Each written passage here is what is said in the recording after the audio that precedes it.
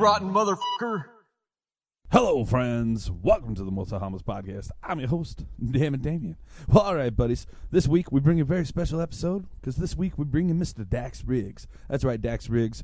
Mostly well-known as the lead singer of Acid Bath, the very influential, I want to say early to mid-90s, like metal band from New Orleans, Louisiana.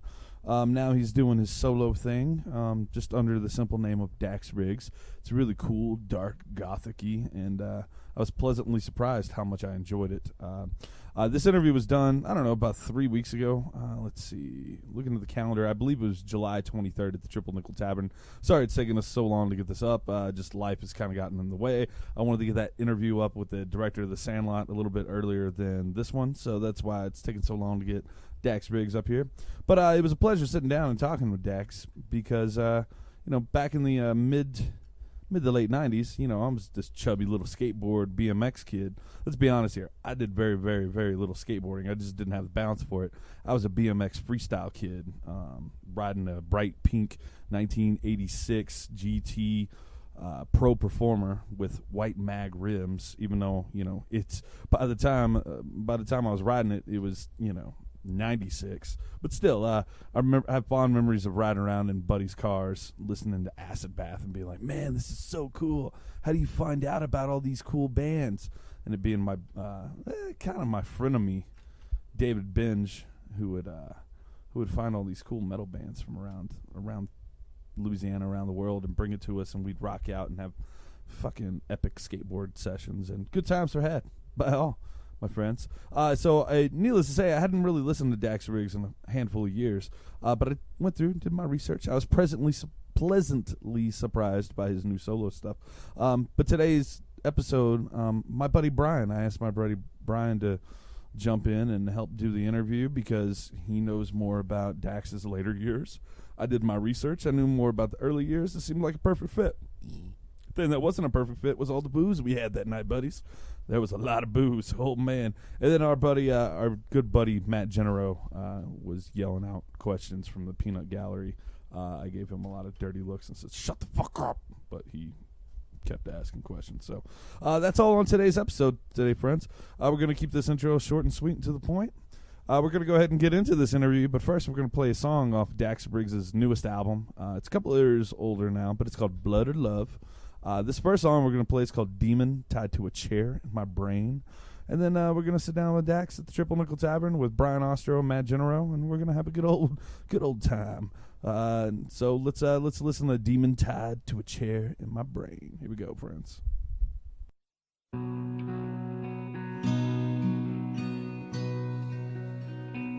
Demon tied to a chair in my brain. Blackbird a tapping on the window pane. Sick man smiling at a stray dog in the rain. Demon tied to a chair in my brain.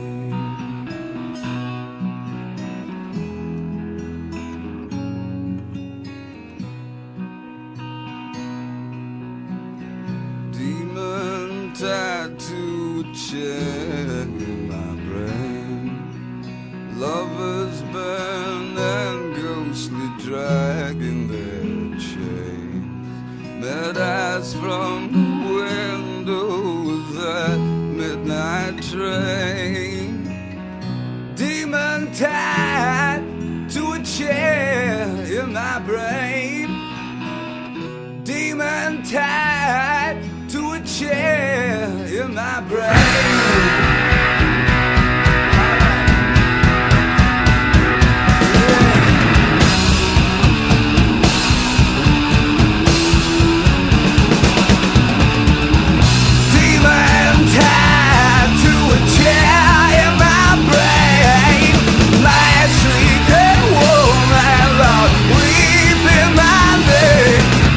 Skeleton is melt and my soul is in flames.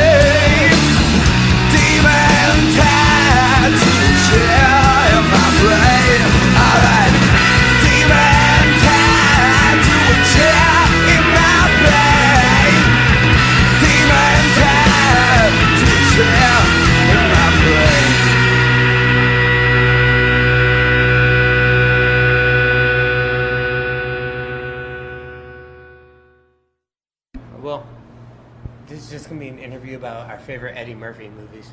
Yeah. What is your favorite Eddie Murphy movie, Dax Riggs? The Color Purple. Color Purple. Was Eddie Murphy in The Color Purple? He was a He little might as kid. well. He was like an extra. Really? That's fucking awesome. I I mean, hope that's recording. oh, it's definitely recording. Oh, good. We can start off on there. So I'm gonna look at my phone a little bit, Okay. but it's because that's where my Yeah, questions are I'll be written doing at. that too, man. So we're hanging out at the backstage in the backstage. Is that what you want to call it, Brian? I'd say front stage, but, We're- we're front hang- stage, backstage, whatever. Well, We're hanging The out back at the door. Nickel. Let's call it the back door. the back door. We're hanging out at the Triple Nickel. How's that? Yeah, that's right. It's 1:35 a.m. I've been drinking pretty well. How about you guys? Do you drink? Yeah. You got a water I going. to drink a tad, a bit. Yeah, I drink a little bit. Well, that's all bullshit questions. So I grew up. I was born in Dallas, Texas. One of the worst places to ever be born in. But I grew up in Shreveport, Louisiana, which might be a worse place to grow up in. You were born in what? You spent your formidable years in Indiana, Yeah. and then moved to Houma, Yeah. Louisiana. Mm-hmm. What was it like? What was that transition like moving from was Indiana like- to Houma? Moving into like a racial riot. Okay, with bricks being thrown and shit, and like, yeah, you know, kids suddenly bringing guns to school, and everybody's smoking something. How old were you at the time when you moved to Louisiana? 13. 13. What year was that? I don't know, man. No idea. How old are you? 39. 39. Math. I'm 32. I don't know. You got it. 74. 74. Matt's smart. Yeah. He's got it. There you go. He's, Well, I'm 41, so I could always do math. yeah.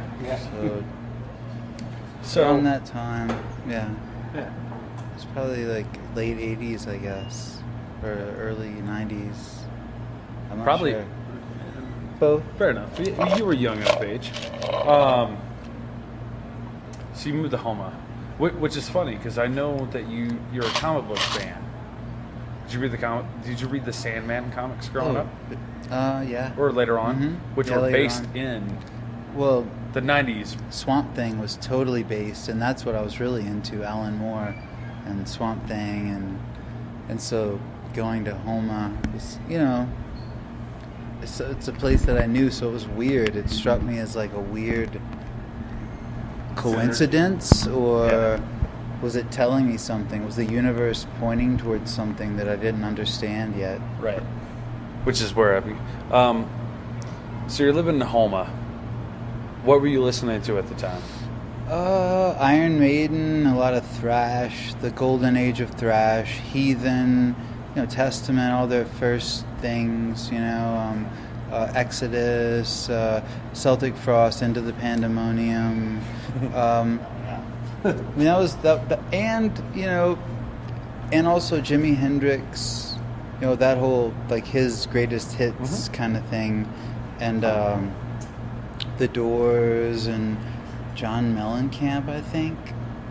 Hey, John Mellencamp rules. Was it John Cougar, or was it John Mellencamp? Well, Oh, like yeah. Blood on the Scarecrow, man. You know. That's a great song, right? Now, Yeah. did You you know, so it's- did you discover this in Louisiana, or is this what This you was brought all, with you? No, this is all stuff that I was. Well, I mean, I brought Iron Maiden with me, Right. and then you know I was into Slayer and everything when I was like 12. You know, I discovered this, you know, college radio station there in Indiana. When I was, you know, I'd stay up late and record, you know, on my cassette tape and record like, you know, I heard Slayer doing Inagata Devita and, you know, Bathory and just shit that kind of, you know, blew my mind Yeah. in a lot of ways. And I mean, at the time, you know, but I was already like into like, you know, Prince and Twisted Sister and Duran Duran and everything leading up to that, you know, that I loved, you know, and then Simon and Garfunkel was soon to follow. You know, like I was like, holy shit. You know. This is, So it was a little bit of everywhere. yeah. Did you grow up with that whole like crossover experience? You know, like Big me- time. Even when I moved to Louisiana, you know, being more of like a metal kid, I immediately ran into a bunch of punk kids who were like Crass and like Dead Kennedys, and so that was like immediately my second thing. You know, are you drinking this? Let me finish it. being someone who's slightly, just slightly older than you, like, I mean, I definitely can say, like, I can remember, like, those early metal years, like, you're coming out of, like, pop rock, and all of a sudden you're like, here's metal. And then all of a sudden it was like, well, how brutal could metal be? And then you're like, maybe if we mix it with some, like, punk, and all of a sudden you're like, Obituary. DRI. And you get like, Obituary. Yeah, Obituary for I mean, sure. honestly, like, the big one for me was, like, Stormtroopers of Death. Like, Oh you know, yeah, like, that's what I had my changed grandfather the get game. that for me. My grandpa, who was like 70-some years old, I had when I was 12 years old. I gave him a list of records. One of them was like Wasp. One of them was SOD. One of them I think was Guns N' Roses. One was I don't even remember. Maybe it was an Iron Maiden. I don't know, but or it could have been Metallica. But anyway, it was something like that. So he went there and got that. Speak English or die. Fucking awesome. That album was like the game changer though in the 80s for a lot of people because like nothing like that. Like like you're like. I was like into Wasp. I was like listening to Maiden. All of a sudden, Yeah, it's when like I bet the mulatto I met him. He runs sound downtown in Austin, and I met him. It was like Billy. weird, That's to crazy. meet him, and like he's just running sound for bands there at the fucking Headhunters, That's Wow. crazy. Yeah, but he's a nice guy. Okay, so you're Sorry, I'm No, letting you no, get back to what you no. This is Let's just talk about it's- punk It's records. fluid. Fluid. That's not a word, but we're gonna pretend it is. So, you're a teenager. You just moved to Homeland, Louisiana. You like the Alan Moore Swamp Thing books, which I like. They're great. How do you find roots in this area? Was it through the music? Homa is what, 30 minutes away from New Orleans? Where I An grew hour. up, where I grew up in Louisiana, we didn't go to New Orleans. We went to Dallas instead Yeah. because Dallas was 3 hours away. That was the place where we went. It was like our mecca. It was the place where we, the first place we drove to and slept on the streets, and, did those things with, like found street kids and Right, yeah. snorted strange chemicals with them and like danced all night in fucking zombie dance clubs, man. I mean, that was really what was happening there and what we came to see, and then that was just like the party aspect of it.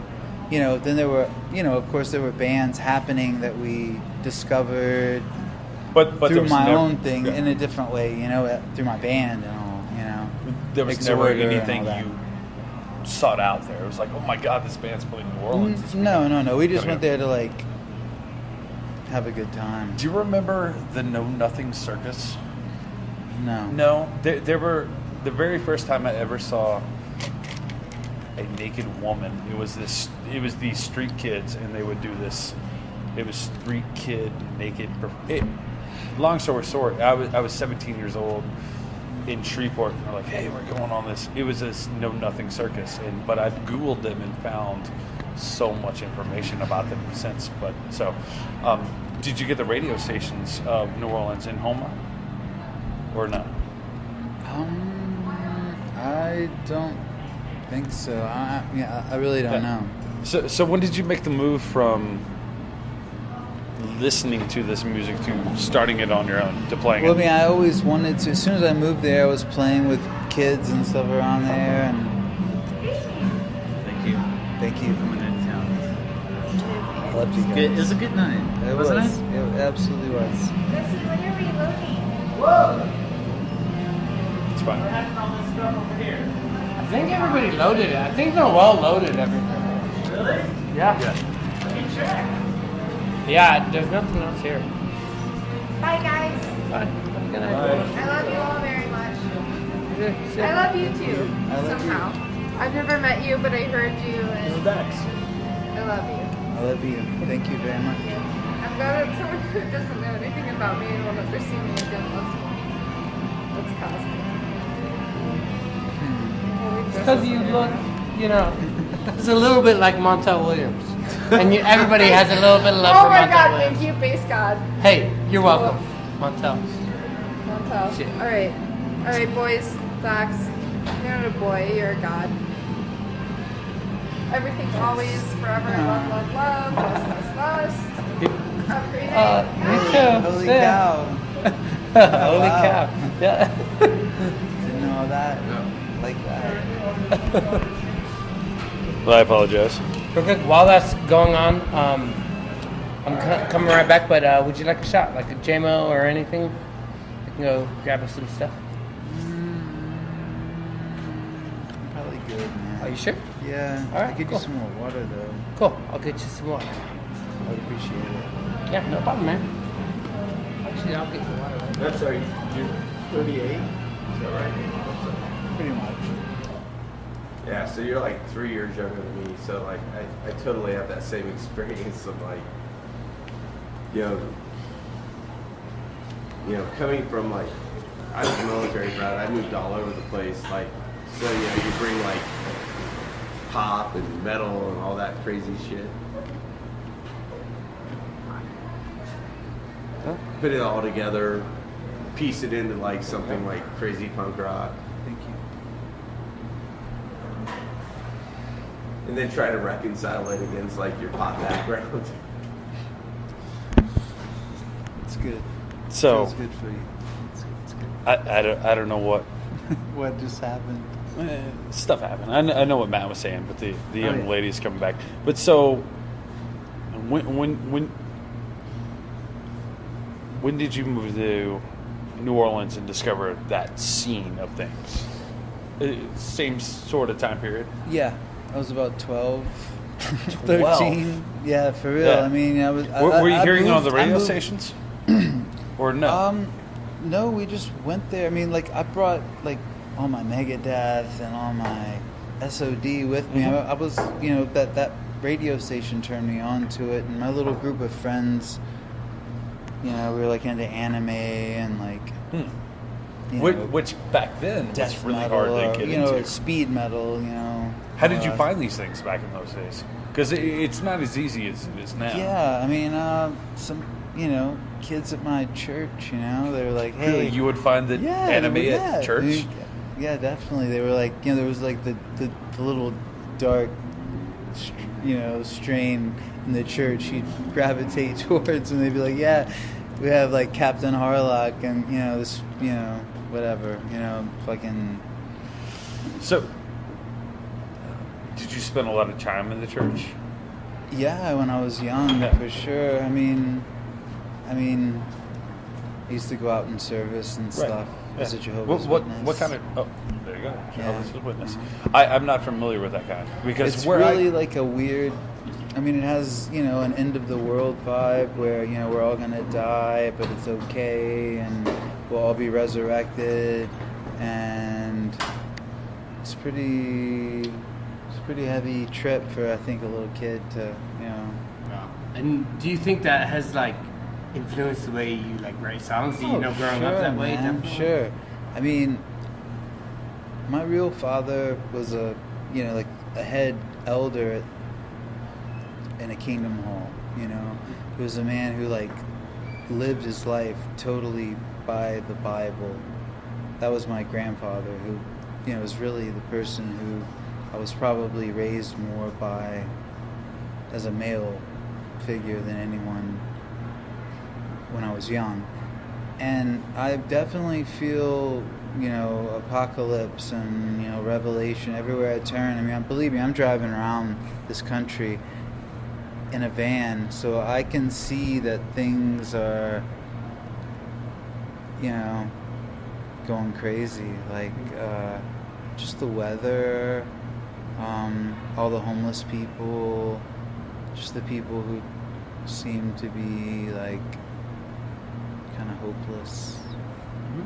Totally. Do you feel hopeless? No. I feel like, things have got to like fall apart, to get Back together. put back together in a better shape.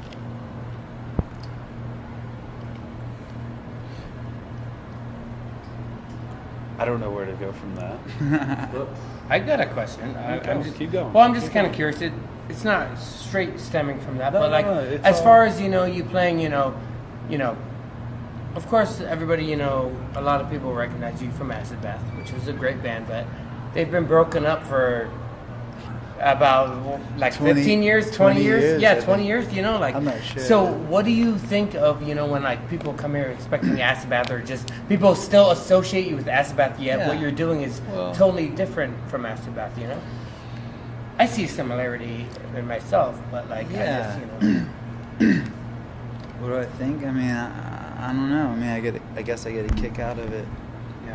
I mean, like anybody would that would experience Yeah. that. I mean, it seems a little, but I mean, people don't really expect me to play that, so Yeah. it's just kind of weird. They're kind of revved up for that sometimes in a place like this where we haven't been in a long time. Like tonight where they're Yeah. shouting, "Dead girl!" Yeah. Well, no, I always no. That's like Yeah. my wake up call. Like, well, Dead Girl, yeah. I haven't played that in a long time, but I hear it at every show. Dead Girl. But I don't know. It makes me laugh, kind of. Like, I don't know why. It amuses me. And I only do this for myself anyway. I mean, as I hope anyone would. Yeah, we all need to do this. Totally, I mean, You play music for yourself, If people like it, that's great. But you gotta. See, I actually do have a question about that. Like, you were talking about like kind of where your roots are, right? And like your grandfather, and driving around and kind of like seeing it. And how's that affect your music? Because it seems like that's a big part of you. So I assume that might be a part of like the things you write about and even the way you perform like today. Oh yeah, I mean, I want to be, Lead Belly. I want to be like a kind of a psyched out, like slightly heavy metal Lead Belly, or I mean, my grandpa when he played, he sounded like Johnny Cash. So that's like who I like that. as a baby, that's who I was singing with. Like I have recordings of me going like freaking out, singing along with him and shit. But like it's like funny when you think about Acid Bath, and it's like it seems like it's all kind of weirdly tied together. I mean, I having also lived in the South, I mean, I don't know, there's like this part that just like goes with you that's so different. Like, living in Colorado, I always feel kind of like there's parts of me that are always going to be an outsider here, because there's parts of me that you have to like spell out to people that aren't from like a Southern background, like, there's more church, there's more, like I grew up with like Fuck the Baptist church. and stuff, and like Burn the church. Yeah. and all that shit was around, and like, Tourism. and then you come up to like someplace like Colorado where it's religious, but in a really different way, and it's like, nah. I grew up with It's so like, hard for me to tell, man, because I just like stay inside my house, Like I try not. I don't know. Like And I know I'm not there's even religious religious. people everywhere, and Yeah. I find them to be slightly savage, and slightly very unsophisticated. I mean, the Christian idea is a wonderful thing to help your brother, but it's been twisted Right. and used to make war, and used against people that you should be caring for. They've twisted it so that somehow those people need to be punished or need to be judged. Absolutely. Like the whole, to me, like the whole mindset is, it's supposed to be about, don't judge, love thy neighbor, don't judge. But hardcore Christians are like the most judgmental people I've ever met. It's a very it's a very Malcolm X thing there, right? Like, be careful, or the media will have you like hating the people you're supposed to be loving, and like Me included. loving the people you're supposed to be hating. And I bring that up because shit, dude. I care less about most people's religions, but having lived in the South, I know it's definitely like it's got different roots than it does like in other areas of the country. Fuck if I know. Well, what I like is you're a very soft-spoken, kind of quiet individual, but you're known for these bands like Acid Bath. I remember skateboarding. Like, I'm 32 now. At the age of 14, my buddy David Binge had found Acid Bath somehow on America Online before the internet existed. I said, hey, we bought it at a Sound Warehouse in Shreveport, goddamn Louisiana, and we would skateboard to that. But then when I meet you, you're a quiet, soft-spoken individual, but you definitely have these ideas, you have these views. How do you end up as a frontman? How do you end up as a voice, like saying these things? Like, is that something that's naturally occurring, or is it? I don't know. Like, how does that happen? I don't know. It's not Really? naturally occurring to me. I mean, it's only natural for me to sing and be creative. That's natural for me in a fun way.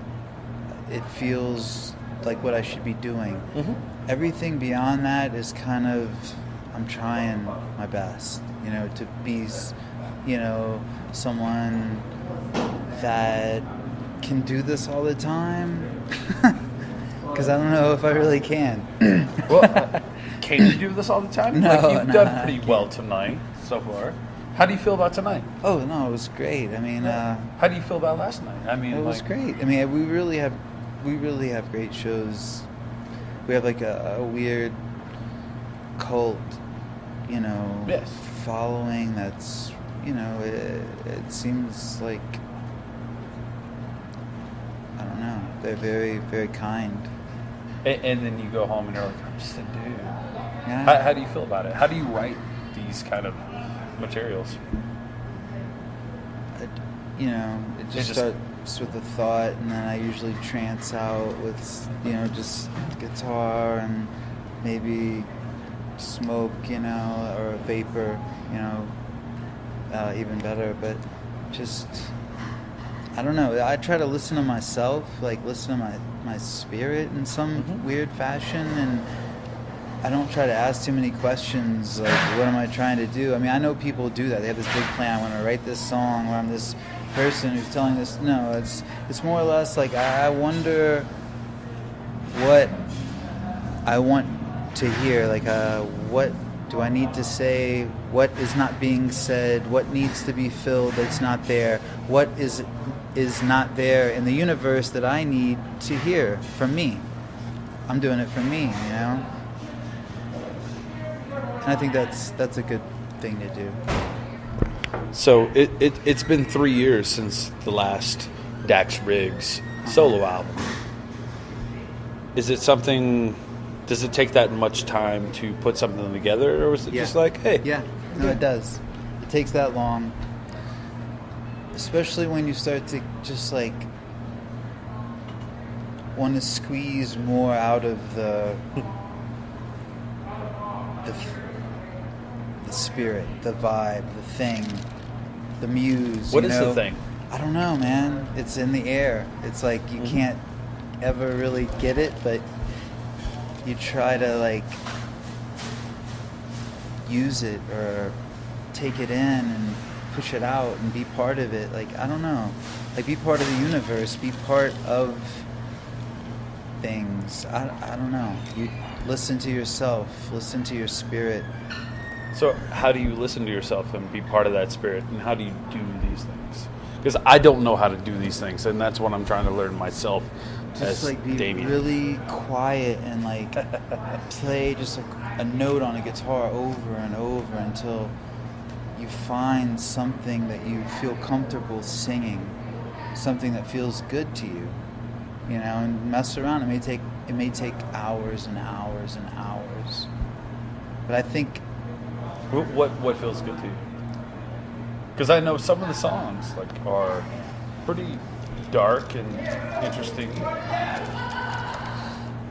I mean, they feel good to me. I mean, maybe what feels good to me wouldn't feel Right. good to everyone, but you know, that's I like What do sad songs make me happy, you know. What do you like to write? Sad songs. That's what you like to write about. I do. I'm not saying I like to. It's Right. just what I do. I get what you're saying. Have you toured mostly since that last album, or? Oh yeah, I mean, we toured, like, you know, as a band that did that record for like 2 years straight, practically. You know, I mean, not straight, but you know, on and off for 2 years. Like the standard though, like I am deeply involved in being out there on the road and getting this out to people, like, and singing these songs, like these things I. Well, we did only those songs for that long time. That's why now we're doing like other things. You know, it's like for me, it's like I did that for a long time. You know, like where you support your record and you Yeah, play oh, yeah. all those songs on the new record, a couple of songs from the last couple of records. You do that, you do that, you do that into the fucking ground, and then you're ready to like do something else with maybe, you know, in a situation where you can quickly like do newer songs. You could throw a Mickey Newberry song in there, or you could learn something together overnight and do it, you know, like instead of like the It always happened to full, be this thing. the And full, you know, thing. And is it different, you know, doing this, like, as you were mentioning earlier, you know, with me, like, where you're saying, you know, usually you do have a drummer and everything, and a lot of times, you know, back when you're home, you do this acoustic stuff, but you've been touring with it. Is it different? Has it been getting, you know, a new reaction? Is it different? And mainly, like, is it different for you to play? Is it kind of a little more difficult or easier?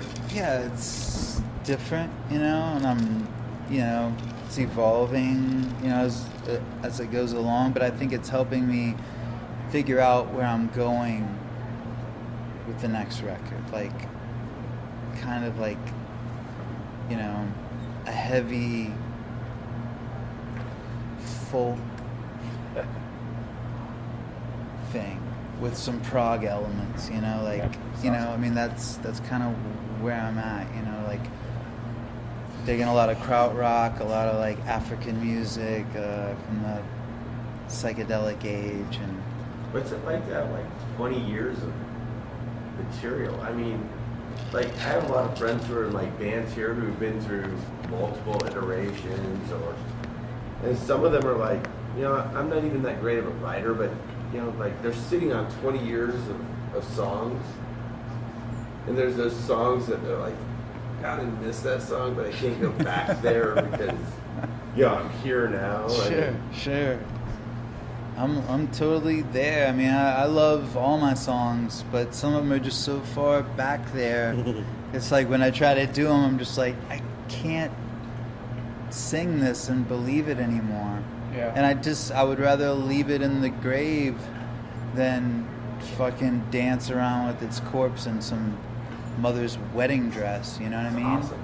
I mean- like the way you put that. I mean, 'cause that, right? Like, I mean, that's how You're I feel. I'm And when the grandma. time is right, I'll do these things, you know. And like there are, you know, no door is ever closed to me, artistically. Like, you know, going back and taking things and making them new, you know.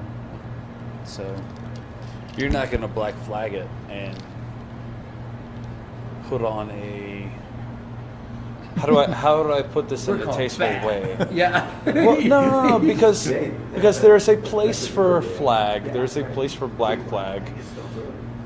There's not going to be a time for you to go back and reiterate like, oh, hey, this is me and a bunch of backing musicians. We're called Acid Bath. Because that's what I did when I was 19, 20, that would 21. that would be really against what I feel to be Right. correct. I mean, the only fucking way I would do it is taking songs that I wrote and reinterpreting them as I Yeah. feel they should be in the future. That's all I would do. And even if I didn't write them, if I felt really attached to them, but for the most part, it would only be things that I actually wrote. Because I did write Yeah. some riff type things that were changed, to accommodate like what we were trying to do. Yeah. Working together as a band does. So when you're out now, like you live in, are you living in Austin, Texas now? Is that what I got? Where are you living No, now? I live in Lafayette, Louisiana. Lafayette. now. I love Lafayette. It's a very wonderful. It's a good place. I can't explain it. It's hard to explain. It's better than New Orleans. I don't know. It's Lafayette, but it's not pretending to be anything other than it is. It's got the college there, kind of, sort of. Yeah. But still. So. It does. So when people come out to see you, I don't even know where I'm trying to go now. But when you're writing songs now, could you go back to a time? Could you write an Acid Bath song right now if you wanted to? I don't think so. It's like I was so into that, and that was so everything that I wanted to do at the time, that for it to be that, I would have to be there. Yeah, right. And it's like now I'm like trying to do something in a a little dash of Leonard Cohen, a little bit of the Gun Club, like I want like roots music and Yeah, punk metal to like fuse together. And what I wanted to ask earlier, which I think I might not have asked right, like you're living in New Orleans. Like I know from Shreveport sucked. Terrible town. Let's not even talk about that. But I know that like when I would go visit friends in New Orleans, in the southern part of the state, they had all these different ideas. And New Orleans specifically has all this different growing style. Like there's so much there. Did that, growing up in that environment, influence what? Because there's so much different.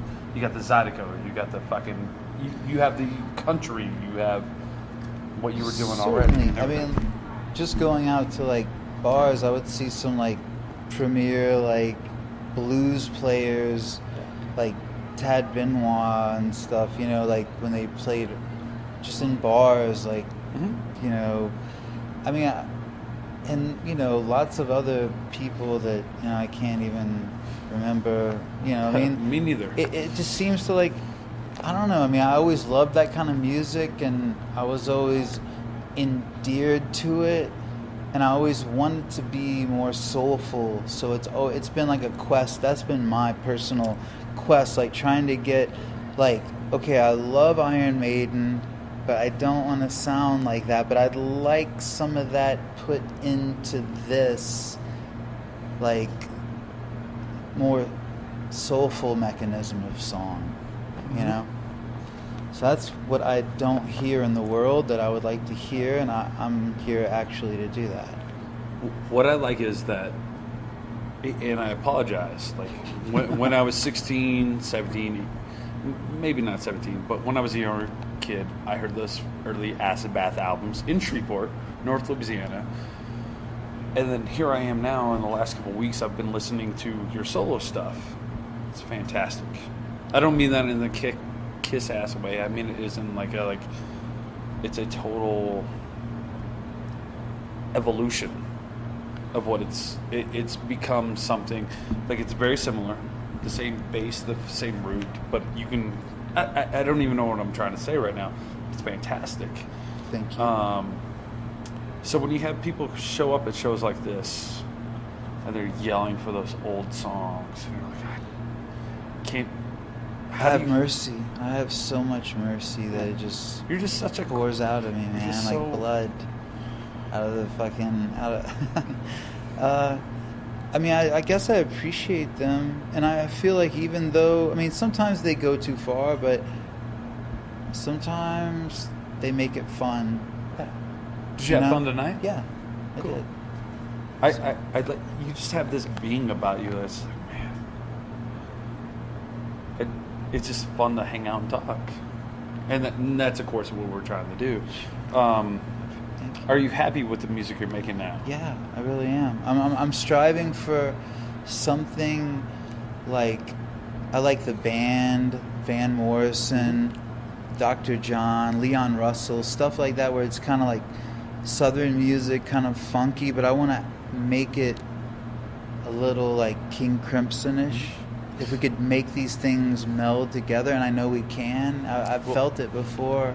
Henry, Is there like any band like that kind of hits that like I know you have a role, but is there like any band you listen to where you're like, God damn, that band, they're 9/10 of like this thing that I'm totally in love with? Sure, lots of bands that I'm in love with, and I'd like to have a piece of that in me. And all the bands that I just mentioned, and along with like a lot of like, I get into a lot of Turkish psych music and Iranian music from the 70s. What they call Zamrock, which is like Zambian psychedelic metal from like the 70s. It's unbelievable. Yeah. Ngozi Family, Witch. I love all this world music that's kind of heavy, psychedelic, funky too. So Is there like a modern band? I mean, a modern like, band? 'cause No, I mean, I can't say no. I wish there was, but I just don't know of one. I was just wondering. So- 'cause, I mean, I listen to a lot of crazy shit. And, like, There's a the lot of bands, stuff like that you I mentioned, like, I you know, but yeah, as same as all of us. What are you reading right now? Do you read a lot? I know you're a comic book fan. I'm a comic book fan, and I was very, very impressed by that. yeah, I'm actually reading Slain. The Slain, yeah. the Pat Mills. No, Simon Bisley and Pat Mills. I think they wrote it. Yeah, I'm reading that comic book wise. It's kind of just a fun, cool thing, you know. I mean, along with like Rare Bit Fiends, Rick Veit's Dream comic, which I love. I love that shit. Just this insane dream from beginning to end that makes a lot of sense and no sense. You know, it's Are you weird. like an e-reader guy on the road? Or No, like no, I'm a comic book guy, or like, you know, I'm also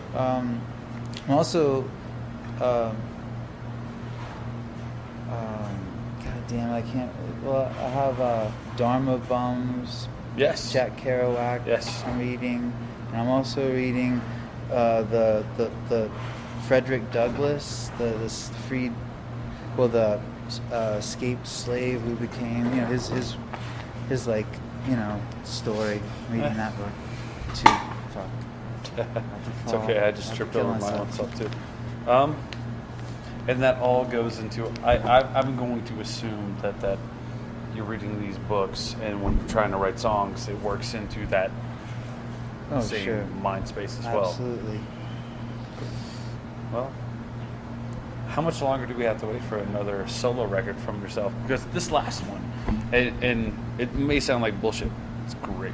I loved it. I apologize for not listening to it until this week, but I liked it a lot. That's fine. I'm glad you liked it.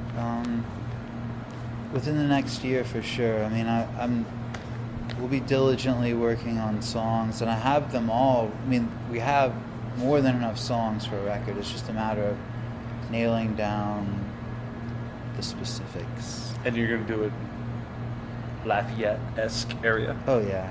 Cool. Do you do it on your own? Yeah, we're gonna do it all analog this time, Great. actually, because we have a tape machine there and like the whole fucking thing. So it's gonna be really fun this Wonderful. time. Brian, Matt, anything else for you guys? I think I'm good, man. Thank you for playing out here. Hey, I thank really you. appreciate it. Thank you for Appreciate it, talking man. with us. Yeah, I appreciate it, man. Yeah. Thank you. Well, all right, buddies. Well, thanks to Matt Genero and Brian Ostro for hanging out, helping do that interview. And when I say thanks, I mean next time I'm not going to invite Matt because, no, I'm just kidding. I'm just talking shit. Thanks for everything, Matt. Matt's a good dude. Matt drives me around everywhere now that I don't have a car. We make it to many shows because of him and his kindliness. Thanks to Dax Riggs for hanging out and talking with us. He had made a comment that, he's like, I don't really like to do a lot of interviews because people tend to collect them, but what you seem to be doing seems to be honest and genuine and real and yada, yada, yada. So it was a pleasure sitting down and talking with him, somebody who had important impact on my early life in the 90s while I was being a fat kid riding a bike while my friends would skateboard. It was good times. Friends, if you haven't been to mostlyharmlesspodcast.com, please visit mostlyharmlesspodcast.com. You can find a listing of all our other episodes. Head over to iTunes. Click that little subscribe button, friends. Hit that subscribe button. It's a good, important button.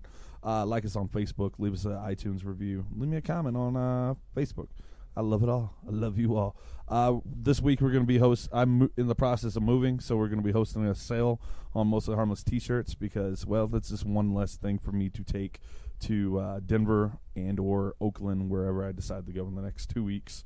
That's less shit for me to take to either place. So please visit mostlyharmlesspodcast.com, or if you're lazy like me, mhpod.com, and go buy some stuff.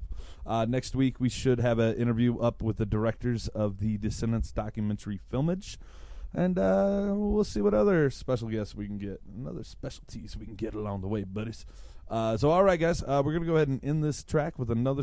We're gonna go ahead and end this track. We're gonna go ahead and end this interview with another track off Blood or Love, Dax Riggs' newest but still a little bit older album from I think 2012. I don't have it in front of me. The song is called "Living Is Suicide."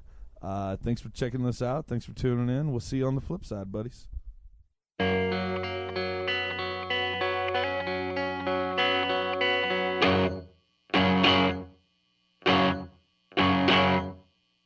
Along the highway in the graveyard line, have mercy on the devil, he's a friend of mine. Sometimes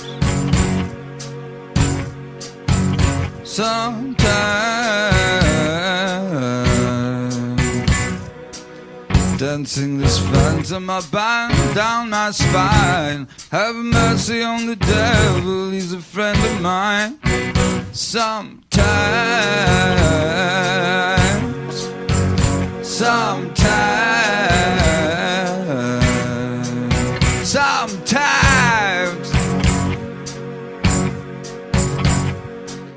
we are living the suicide. If God looked upon us, it would surely leave us blind. Surely leave us blind. Surely leave us blind. Surely leave us blind. Living is suicide. Living is suicide. Living is suicide. Living is suicide. Baby, living is suicide. Living is suicide.